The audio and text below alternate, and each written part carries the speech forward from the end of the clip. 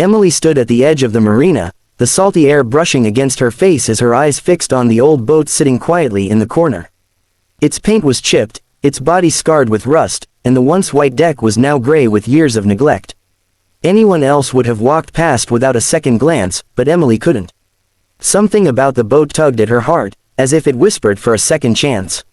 She reached into her worn-out purse, feeling the crisp bills she had been saving, the last $1,000 she had in the world. That money was meant for rent, for groceries, for survival, but here she was, ready to give it up for something everyone else thought was worthless. Her friends had laughed when she mentioned the idea. "You're crazy, Emily," they said. "It's just junk. That boat will never float again." Even the old marina owner, who had given up on selling it years ago, looked at her in disbelief. "You really want this one? It's been sitting here since '92. Nothing but headaches," he warned. Emily hesitated, her chest tightening with fear, but her fingers didn't let go of the bills. Deep inside, she felt that this decision was bigger than logic, bigger than fear. With a trembling hand, she passed the money over, her voice barely steady as she said, "Yes, I'll take it." The owner shrugged, shaking his head, muttering something about wasted money. Around her, a couple of dock workers chuckled, whispering about how foolish she was. Their voices stung, but she swallowed hard and looked back at the boat with quiet determination. Emily walked slowly onto the creaking deck, her shoes pressing against the wood that groaned under her weight. She closed her eyes for a moment, breathing in the smell of old salt and damp wood, and whispered to herself, "Sometimes the broken things just need someone to believe in them." Her heart pounded with both fear and hope, and though she didn't know how, she believed this boat was meant to be part of her story. For the first time in a long while, she felt like she was beginning something that mattered. The days that followed were harder than Emily could have imagined.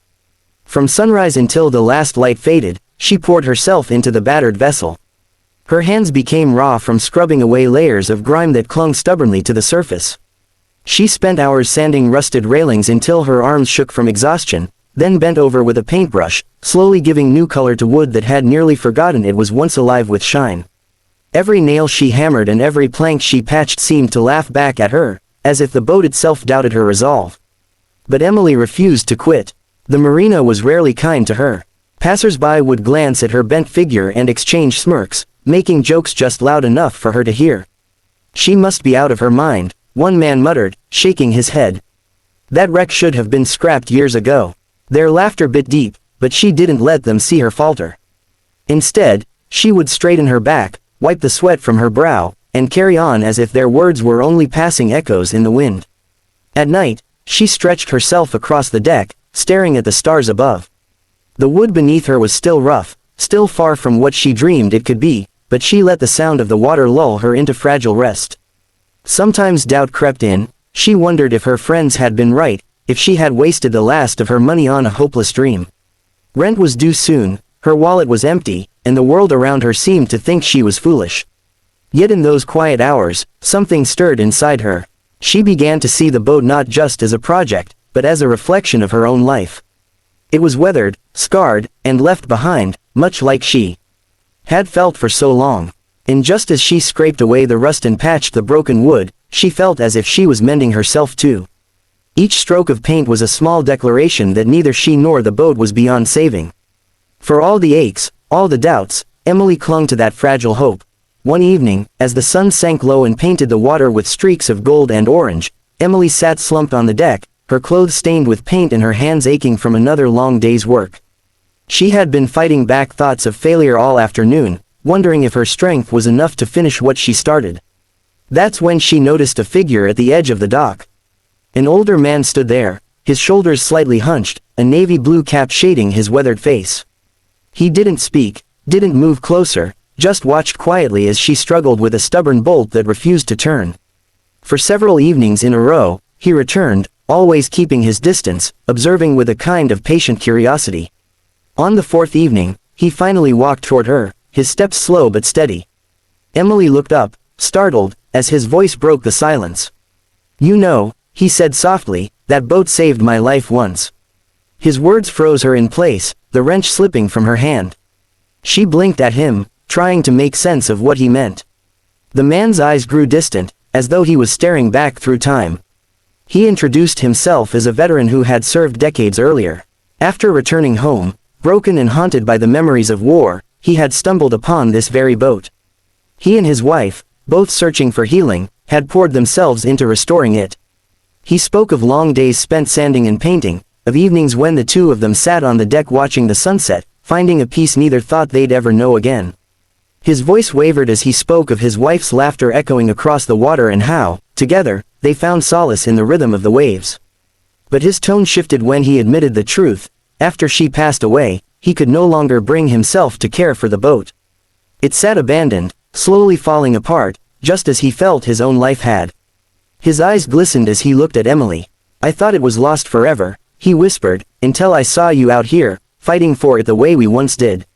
Emily's chest tightened as she listened, realizing her decision to pour everything into this forgotten boat hadn't been an act of foolishness at all, but something far more meaningful. The veteran's words wrapped around her like a revelation, filling the silence between them with weight and purpose. She had thought she was alone in her fight to restore the vessel, but now she understood. This boat carried more than rust and wood. It carried stories, memories, and love that once healed a broken man and his wife. It was as if fate had guided her here, connecting her struggle with his past. For the first time in weeks, Emily didn't feel like she was working against the tide. The veteran, whose name was Henry, offered to help. His hands were rough, his steps slower than they once were, but his knowledge was sharp, and his love for the boat still lingered in every gesture. Together, they sanded planks, sealed cracks, and replaced worn ropes. Henry taught her tricks she never would have discovered on her own, showing her how to coax life back into the vessel piece by piece. She found herself looking forward to his stories, tales of storms weathered, quiet nights spent adrift, and the small victories that kept him and his wife going when the world felt too heavy. As the boat began to transform, Emily noticed something else changing too. Henry, once weighed down by grief, seemed lighter as he worked alongside her. The lines of sorrow on his face softened when he laughed at her clumsy mistakes or when he recounted how his wife used to paint flowers on the wooden panels just to make the boat feel alive. Emily, in turn, found strength she hadn't realized she had, no longer questioning her choice but embracing it as part of something larger than herself. The boat was no longer just hers, it had become a bridge between two wounded souls, uniting their pain and their hope. Each nail hammered and each board polished wasn't only restoring the vessel, it was mending hearts. What once looked like a hopeless wreck was becoming a symbol of resilience, love, and second chances. When the final coat of paint dried and the ropes were neatly tied, Emily stepped back and hardly recognized the boat before her. Where once there had been rust and decay, now there was gleaming wood and sturdy metal, restored with sweat, tears, and determination. It wasn't perfect, but it was alive again, breathing with the spirit of everyone who had ever loved it. Emily's chest swelled with pride, though a part of her still wondered what she had truly gained by giving her last $1,000 and months of effort. Henry arrived that morning with a small envelope in his weathered hands. His expression was solemn, but his eyes held a quiet joy. Without a word, he handed it to her. Confused, Emily opened it and found documents inside, papers transferring the ownership of the boat fully into her name. Her hands trembled as she looked up at him. "Henry, I can't take this," she whispered, her throat tight with emotion. But he only smiled, his voice steady and kind. "This boat needed someone to love it again. And I think, maybe, I needed to see that it still had a future. You gave it its soul back, Emily.